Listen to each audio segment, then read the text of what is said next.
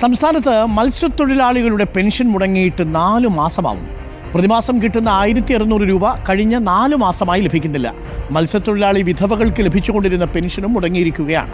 വിധവകളുടെ pension മുടങ്ങിയിട്ട് 6 മാസമായി. ഭൂരിഭാഗവും നിത്യരോഗികളായ മനുഷ്യരാണ്. 3 വർഷമായി മറ്റ് ആനുകൂല്യങ്ങളൊന്നും ഇവർക്ക് ലഭിക്കുന്നില്ല. നമുക്ക് അവരുടെ ചില പ്രതികരണങ്ങളുണ്ട്, ഒന്ന് കേൾക്കാം.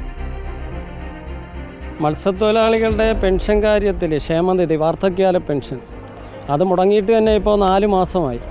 സർക്കാർ പറയുന്നത് ഫണ്ടില്ല എന്നുള്ളതാണ്. ഇത് പറയാൻ തുടങ്ങിയിട്ട് തന്നെ വർഷങ്ങൾ കടക്കുന്നു. വാർദ്ധക്യകാലത്തിന് മറ്റുള്ളവർ കെഞ്ചേണ്ട അവസ്ഥ വരാതിരിക്കാൻ വേണ്ടിയാണ് ഈ പെൻഷൻ എന്ന് പറയുന്ന സംഗതി ഏർപ്പാട് ചെയ്തിരിക്കുന്നത്. മത്സ്യത്തൊഴിലാളികളുടെ മക്കളുടെ വിവിധ ആനുകൂല്യങ്ങൾ, സ്കോളർഷിപ്പുകൾ മുടങ്ങിയിട്ട് 3 വർഷമായി. ഈ ബന്ധപ്പെട്ട ക്ഷേമനിധി ഉദ്യോഗസ്ഥന്മാരുടെ ജോലി എന്താ? അല്ലെങ്കിൽ ഈ വകുപ്പ് എന്തിനാണ് വെച്ചിരിക്കുന്നത്? 1600 വെച്ചാണ് തന്നുകൊണ്ടിരുന്നത്. പക്ഷേ ഇപ്പോൾ അവർ തരുന്നത് 1300 വെച്ചിട്ടാണ്. 5ാമത്തെ മാസമാണ് 1300 വെച്ച് തരാൻ തുടങ്ങിയിട്ട്.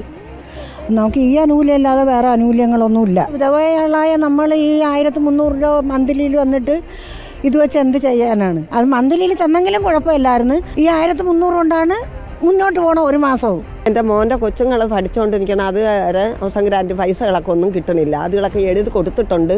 പക്ഷേ ബാങ്കിൽ ചെന്ന് അതുകളെ നോക്കുന്നുണ്ട്. അതൊക്കെ ഒരു പൈസയും കിട്ടണില്ല. 2024 ഡിസംബർ മുതൽ 2025 മാർച്ച് വരെ പൈസ മുടക്കമാണ്.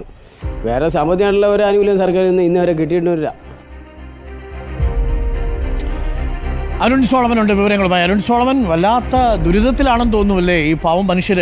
4 മാസമായിട്ട് അവരുടെ മത്സ്യത്തൊഴിലാളികൾക്കുള്ള പെൻഷൻ കിട്ടിയിട്ടില്ല, വിധവകൾക്കുള്ള പെൻഷൻ 6 മാസമായിട്ട് കിട്ടിയിട്ടില്ല.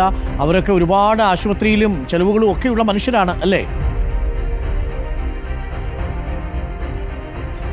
അരുൺ, തീർച്ചയായിട്ടും പ്രധാനമായിട്ടും ഇപ്പോൾ സംസ്ഥാനത്ത് മത്സ്യത്തൊഴിലാളികളുടെ ക്ഷേമനിധി ബോർഡിൽ നിന്നും ഈ പെൻഷൻ കിട്ടാതായിട്ട് 4 മാസമായി എന്നുള്ളതാണ് മത്സ്യത്തൊഴിലാളികൾ പങ്കുവച്ചിരിക്കുന്നത്. കഴിഞ്ഞ ഡിസംബർ മുതലാണ് ഈ പെൻഷൻ മുടങ്ങിയത്. പക്ഷേ 1600 രൂപയാണ് കിട്ടിക്കൊണ്ടിരുന്നത്. ഇതിലേറെ ഗുരുതരമായിട്ടുള്ള ഒരു കാര്യം, കഴിഞ്ഞ മെയ് മാസം വരെ 1600 രൂപ കിട്ടിയിരുന്നു. അതിനുശേഷം കിട്ടിയ തുകയെന്ന് പറയുന്നത് 1300 രൂപയാണ്. ഈ ബാക്കി 300 രൂപ എന്തിന് പിടിക്കുന്നു എന്ന് ചോദിച്ചാൽ അതിലും വ്യക്തത കൊടുത്തിട്ടില്ല ഇതുവരെയും ഫിഷറീസ് വകുപ്പോ അല്ലെങ്കിൽ ക്ഷേമനിധി ബോർഡോ എന്നുള്ളതാണ് ഇപ്പോൾ ഈ മത്സ്യത്തൊഴിലാളികൾ പങ്കുവെക്കുന്ന പ്രധാനപ്പെട്ട ഒരു കാര്യം.